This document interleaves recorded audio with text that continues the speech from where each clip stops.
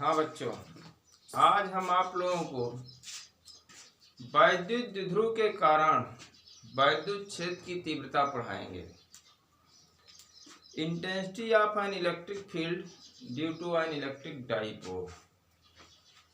वैद्युत द्विध्रुव के कारण वैद्युत क्षेत्र की तीव्रता।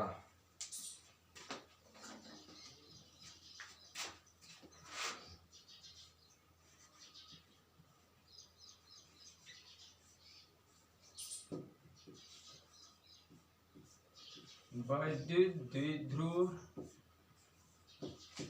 के कारण वैद्युत क्षेत्र की तीव्रता।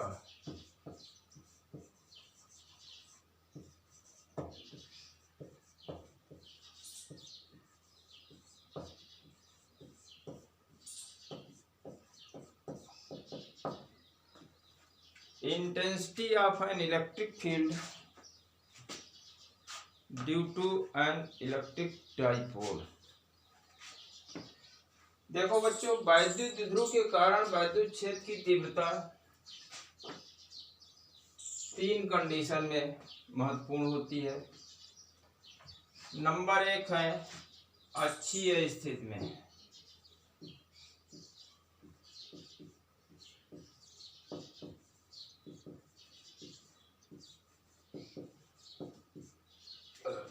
एक्सियल पोजीशन या इसी को इन ऑन पोजीशन भी कहते हैं। इन ऑन पोजीशन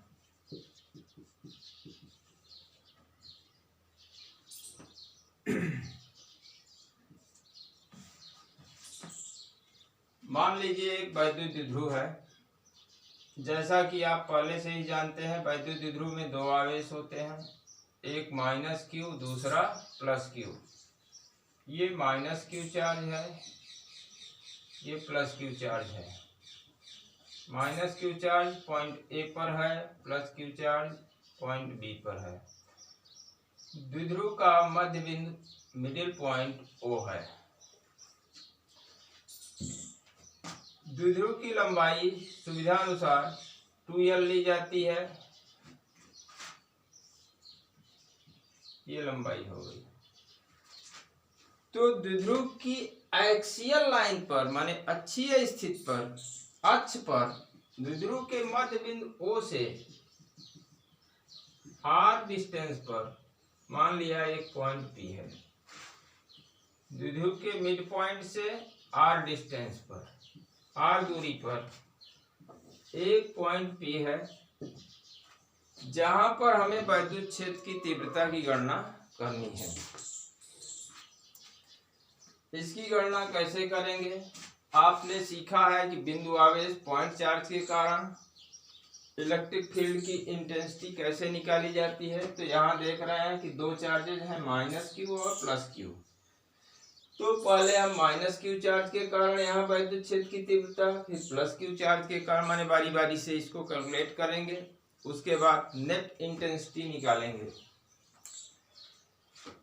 तो सबसे पहले +q चार्ज के कारण, +q आवेश के कारण, +q आवेश के कारण बिंदु P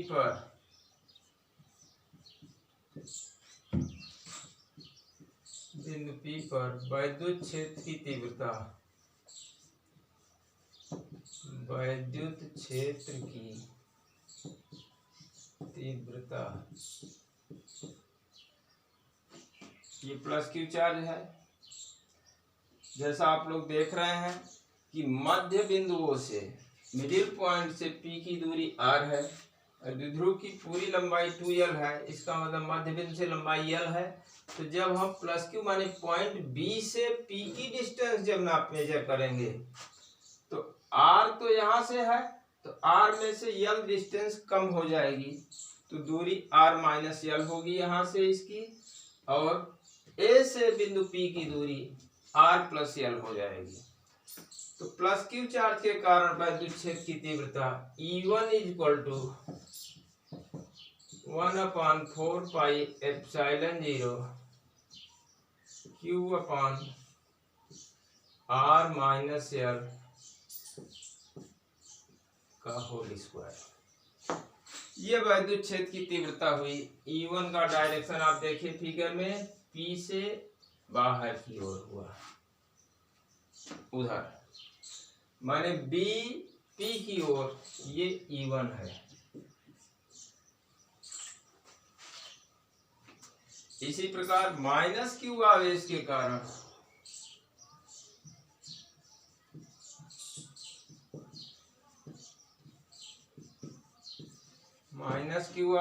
कारण बिंदु P पर वैद्युत क्षेत्र की तीव्रता ऐसे हम कैलकुलेट करेंगे। E2 बराबर माइनस Q, लैंग्वेज वही रहेगी, माइनस Q आवेश के कारण बिंदु P पर वैद्युत क्षेत्र की तीव्रता E2 बराबर 1/4 पाई एप्सिलॉन 0 Q अपान, अब यहाँ से डिस्टेंस उसकी, यहाँ से R है तो द्विध्रुव की अर्ध लंबाई L और ज्यादा हो जाएगी, तो R प्लस L का होल स्क्वायर बना।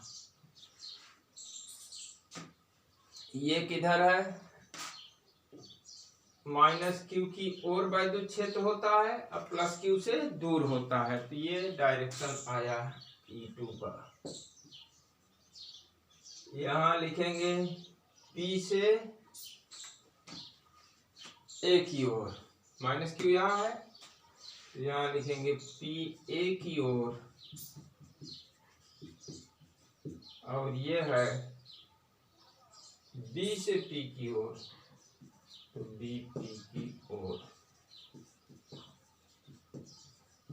ये डायरेक्शन लिख दिया गया, फिगर में स्पष्ट दिखाई दे रहा है। माइनस प्लस Q के कारण B से P की ओर माने बाहर की ओर, माइनस Q के कारण P से A की ओर माने अंदर की ओर। अब बिंदु P पर परिणामी तीव्रता, अतः बिंदु P पर परिणामी तीव्रता नेट इंटेंसिटी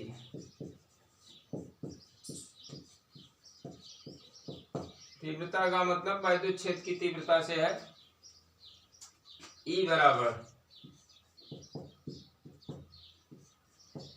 देखिए बच्चों, ये E1 उधर है बाहर की ओर और E2 अंदर की ओर है। इसमें देखिए E1 बाहर की ओर, E2 अंदर की ओर, तो बड़ा E1 है क्योंकि इसके हर में R माइनस एल का स्क्वायर है और इसके हर में R प्लस एल, तो जिसका हर बड़ा है वो राशि छोटी हो गई, तो E1 में से माने बड़े में से छोटे वाले को घटा देंगे, E1 माइनस E2। तो E1 और E2 की जब वैल्यू यहाँ रखेंगे तो ये E1 की वैल्यू, ये E2 की वैल्यू, तो Q अपान 4 पाई एप्सिलॉन 0 कॉमन है, Q अपान 4 पाई एप्सिलॉन 0 कॉमन है, यहाँ से मिला 1 अपान R माइनस एल का होल स्क्वायर माइनस 1 अपान R प्लस एल का होल स्क्वायर।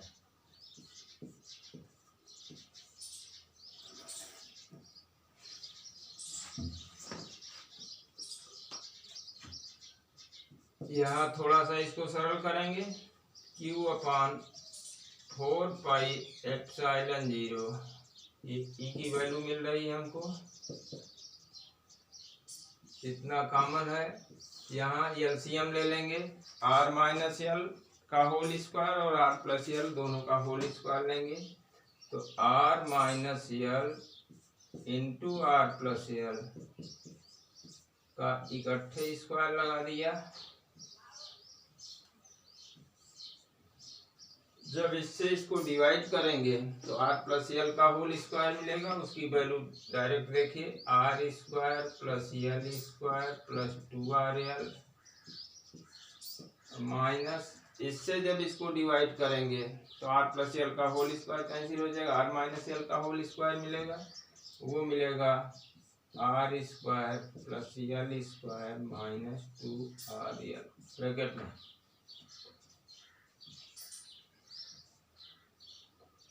ये बात, अब इसको इधर देखिए सरल कर रहे हैं,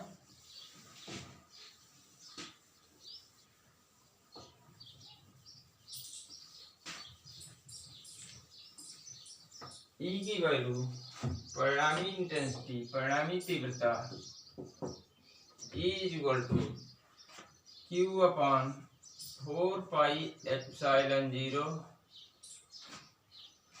यहाँ देखिए जब ब्रैकेट खोलेंगे तो आर स्क्वायर और यल स्क्वायर दोनों माइनस हो जाएगा, इससे कैंसिल हो जाएगा 2RL और ये भी 2RL प्लस हो जाएगा, 4RL मिलेगा इंटू 4RL अपॉन ये एक ब्रैकेट में ए प्लस बी, दूसरे में माइनस बी के रूप का है, A square minus B square, मतलब कहने का R square minus L square का होल स्क्वायर मिला।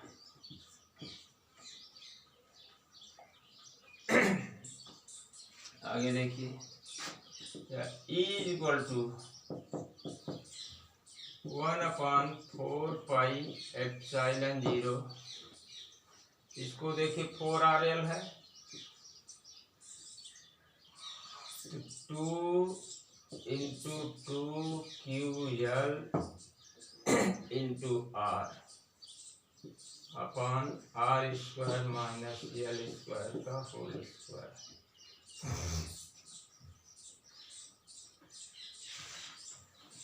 इसमें देखो बच्चों ऐसा है, जो इंटेंसिटी यहाँ निकाली जा रही है वैद्युत द्विध्रुव के कारण द्विध्रुव की लंबाई बहुत कम है और उसके कंपैरिजन में जो पॉइंट P लिया गया है R डिस्टेंस पर वो बहुत ज़्यादा है। तो यहाँ एक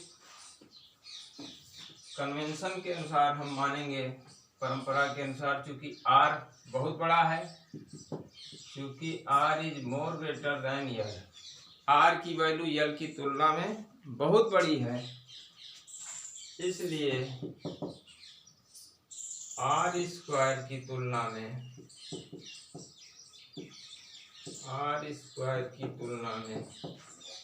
यल स्क्वायर की उपेक्षा कर दी जाएगी। यल स्क्वायर की उपेक्षा करने पर, क्योंकि R की वैल्यू यल की तुलना में बहुत बड़ी है, इसलिए R स्क्वायर के कंपैरिजन में यल स्क्वायर बहुत छोटी राशि हो जाएगी, इसलिए उसकी उपेक्षा कर दी गई। तो उसको छोड़ दीजिए, तब E बराबर net intensity E equal to 1/4πε0। देखिए 2QL P होता है वैद्युत द्विध्रुव का आघूर्ण, तो 2PR, R ये बचा है, अपॉन R स्क्वायर का स्क्वायर मीन्स R पावर 4, या E is equal to 1/4πε0 2P upon R3, एक R कैंसिल हो गया। ये वैद्युत क्षेत्र की तीव्रता आई परिणामी बिंदु P पर, और ये E1 की ओर, चूंकि E1 में से E2 को हटा दिया गया था, इसलिए धनात्मक वैल्यू मिलने के कारण ये शो कर रहा है कि नेट इंटेंसिटी, परिणामी तीव्रता जो है वो जिधर E1 है उधर ही होगी। तो ये वैद्युत द्विध्रुव के कारण एक्सियल पोजीशन में, इनडाउन पोजीशन में वैद्युत क्षेत्र की तीव्रता का ये फार्मूला मिल गया आपको।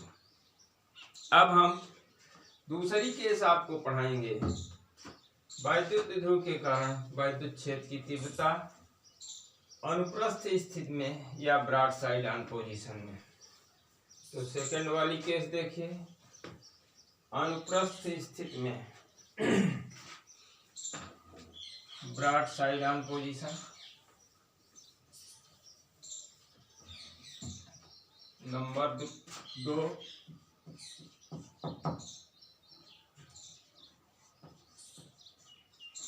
अनुप्रस्थ स्थिति में ब्रॉडसाइड ऑन पोजीशन,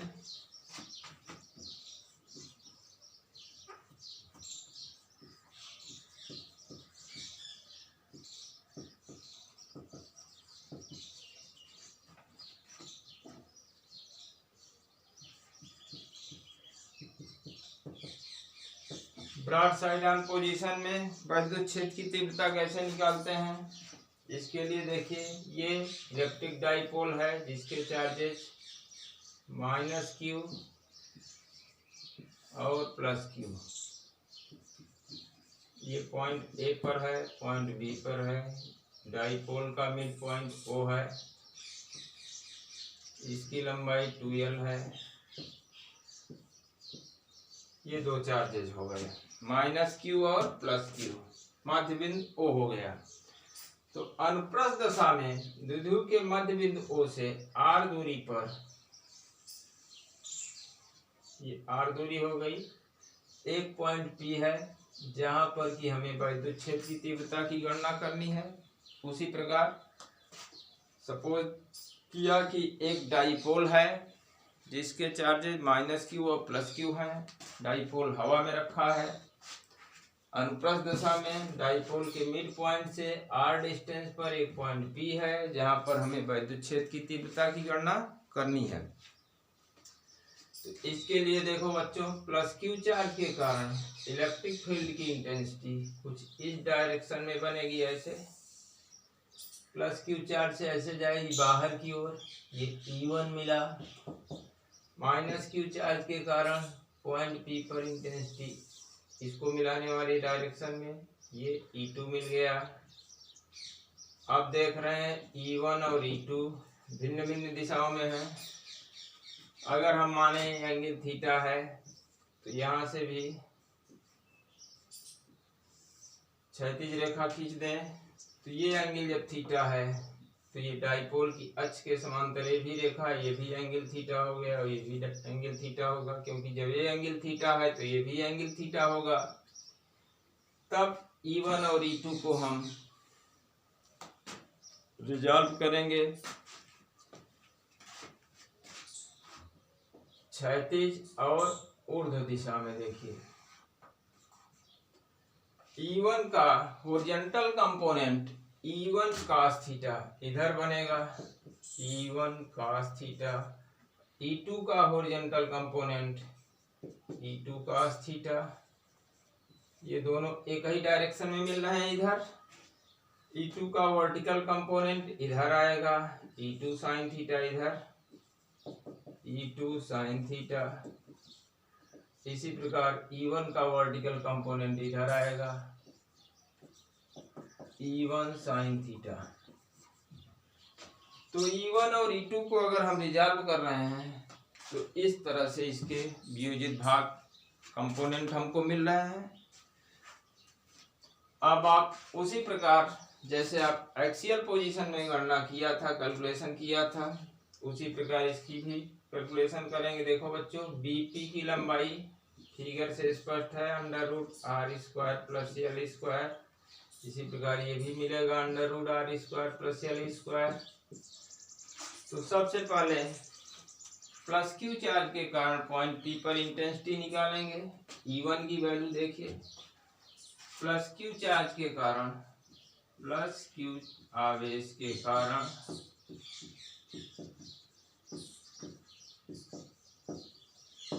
बिंदु P पर वैद्युत क्षेत्र की तीव्रता, बिंदु P पर वैद्युत क्षेत्र की तीव्रता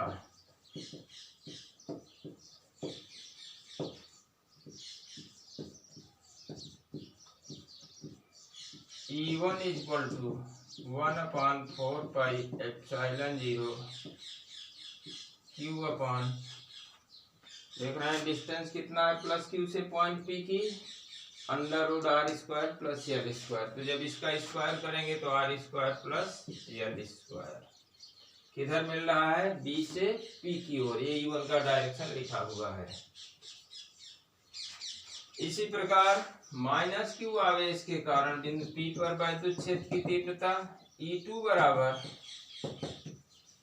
ये मिलेगा 1/4πε0 q अपान √r² + l² का होल स्क्वायर। तो √ का वर्क करेंगे तो √ हट गया, r² + l²। देख रहे हैं बच्चों कि जितना E1 की वैल्यू है उतना ही E2 की वैल्यू है, लेकिन इसमें डायरेक्शन अलग अलग है। ये डायरेक्शन है E1 का और ये डायरेक्शन हो गया E2 का। ये पहला वाला इक्वेशन में डायरेक्शन किधर है, B से P की ओर, B P की ओर है टुवर्ड्स BP, और ये किधर है, PA की ओर, PA की ओर।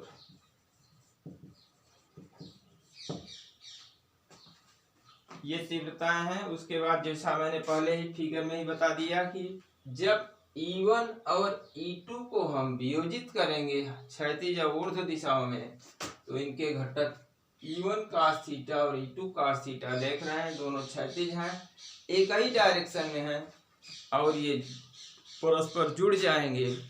जबकि E1 sin थीटा और E2 sin थीटा, क्योंकि E1 E2 की वैल्यू बराबर है तो दोनों एक दूसरे के इक्वल हो गए, किंतु डायरेक्शन अपोजिट होने के कारण ये एक दूसरे के प्रभाव को निष्फल कर देंगे, माने नेग्लेक्ट कर देंगे, तो इनका कोई महत्व नहीं रह गया। इस प्रकार से हमको रिजल्ट मिलता है कि बिंदु P पर परिणामी तीव्रता E1 cos थीटा और E2 cos थीटा के जोड़ के बराबर होगी। तो अतः बिंदु P पर परिणामी तीव्रता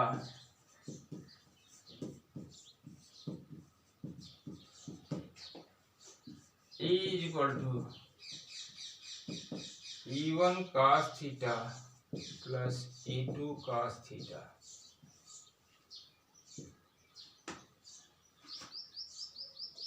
इसी को हम लिखेंगे 2E cos थीटा। अगर हम E1 को और E2 को E के बराबर मान लें, क्योंकि E1 बराबर E2 बराबर E मान लें, तब E1 E2 को कितना मान लिया, E के बराबर, तो ये बन गया 2E cos थीटा। अब E की वैल्यू यही है, तो ये मिल रहा है 1/4 पाई एप्सिलॉन 0, ये 2 भी है तो 2Q upon R square plus L square का होल स्क्वायर अंडर रूट, तो वही अंडर रूट हट गया। कुल मिलाकर मिला 2E इसी का डबल। अब cos थीटा की वैल्यू लिखना है। cos थीटा देखिए इस फिगर से, cos थीटा इक्वल टू आधार बटे कर्ण, बेस अपॉन हाइपोटेन्यूज, तो बेस है L और हाइपोटेन्यूज माने कर्ण जो है under root R square plus L square. ये cos थीटा की वैल्यू हो गई। तो अब आपको कुल मिलाकर के नेट इंटेंसिटी देखिए ये क्या मिलेगी,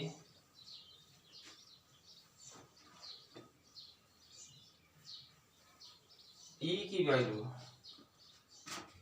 ये E1 प्लस E2 और cos थीटा है, फिगर में ही है। तो यहाँ देखिए net intensity E = 1/4 pi epsilon 0 2QL P हो गया upon R square plus L square का 1 पावर है और यहाँ 1/2 पावर है, तो गुणा में मल्टीप्लिकेशन में घातें जुड़ जाती हैं, जैसा आप समझते हैं पहले से ही। तो ये मिला R square plus L square power 1 और 1/2 जब जोड़ देंगे तो 3/2 हो गया, या E = 1/4 पाई एप्सिलॉन 0। यहाँ थोड़ी सी भाषा वही पहले जैसी, क्योंकि R की वैल्यू L की तुलना में बहुत बड़ी है, देख रहे हैं ये R द्विध्रुव की अर्ध लंबाई की तुलना में बहुत बड़ा है, इसलिए R स्क्वायर की तुलना में L स्क्वायर की उपेक्षा करने पर, अतः R स्क्वायर की तुलना में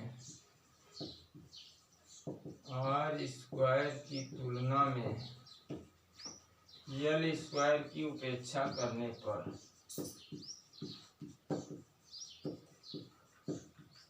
जब L स्क्वायर की उपेक्षा कर देंगे तब E की वैल्यू मिला 1/4πε0 P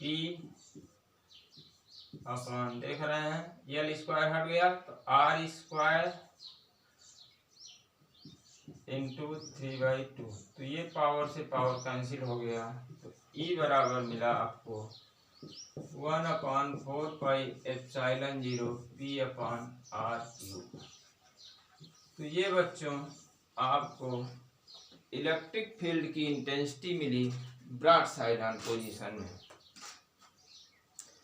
अब हम आपको तीसरी केस अपने अगले वीडियो में समझाएंगे किसी भी पोजीशन में। धन्यवाद।